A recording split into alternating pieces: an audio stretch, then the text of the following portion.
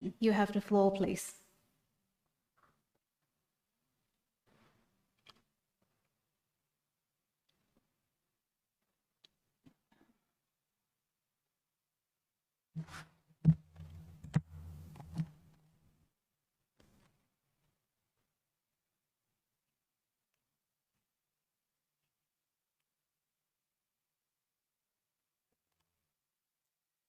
The United Nations, a pristine and foremost forum with a task to address issues that transcend national boundaries. It is the unification of ideologies, effort, and the last barrier to save humanity from its demise. And there are us, the youth, the so-called hope that adults want us to be, despite still being financially dependent and struggling with our everyday life. Funny enough, we do have things in common. No matter where you are now, you were once a child. A powerless child who once dreamed. A child who dreamed of change. A child who longed to see the world as a better place. I want to ask you all a simple question. Is that child still in you? Good afternoon, ladies and gentlemen. My name is Benjamin Wang Wong, and it is my profound honor to be giving a speech as a representative of youth. First, I must congratulate the 75 years of Thailand being part of UN, an unyielding effort to create the world of peace, dignities, and equalities.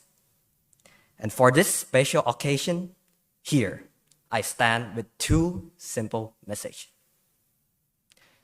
To you, my brother and sister, we are young, but we are not so different. 2 hands, 2 feet, 1 heart, and 1 dream. The same dream Dr. Martin Luther King had. The same dream Mahatma Gandhi lost his life for. The same dream to leave the world a little bit better than you found it. Today, there are 1.2 billion of us young dreamers. That is 16% of the global population, and there are only 17 SDGs to be met. Together, we can surely achieve it. Not just as beneficiaries of actions and policy under the agenda, but rather as partner and participants in its implementation. But first, I must ask you, my brother and sister, I must ask you to be vigilant. Ask questions about the world around you. Seek injustice, bias, and expose them. The world is large and imperfect, and it is us children who can show adults our perspective, inaccessible insight, and the answer hidden in short-term political gains or conflict that doesn't matter in the long run. Next, my brother and sister, I must ask you to be the change maker.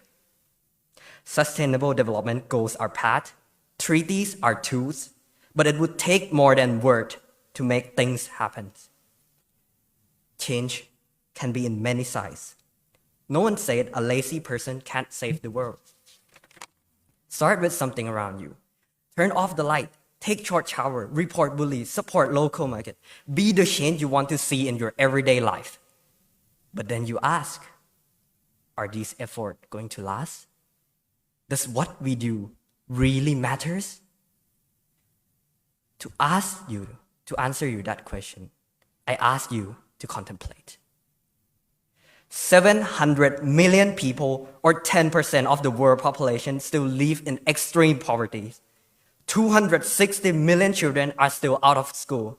1 in 5 women and girls report physical or sexual violence. 3 billion people still lack clean cooking fuels and technology. More than 2.6 million youth die each year, mostly due to preventable costs. And how do you think the global economic fallout from prolonged COVID pandemic would affect this number? These people can't stand up for their right, wondering if tomorrow would be their last day. Youth or not, we are the representative of their hopes and dreams, and there are no reason to keep us from trying our best. My brother and sister, the time is now. Be the voice that chant the silent cries of those who need. Be the hand that push the world out of this misery. Be the light that unite as one, illuminating the path to humanity's success. My brothers and sisters, the time is now. And to adults, we acknowledge that this task is difficult. But we ask you to not forsaken your dreams, to fight for justice, equalities, and the future. We know this is a tiring time, but please let us stand beside you. Let us dream of a better world together, for together we are stronger. And when the time comes, we might have children, a youth of our own. When they look back, what do you want them to see? A time when the world is divided, or a time when generations unite to fight our greatest challenges? It is all in our hand. The children of God, the youth of the world. Thank you.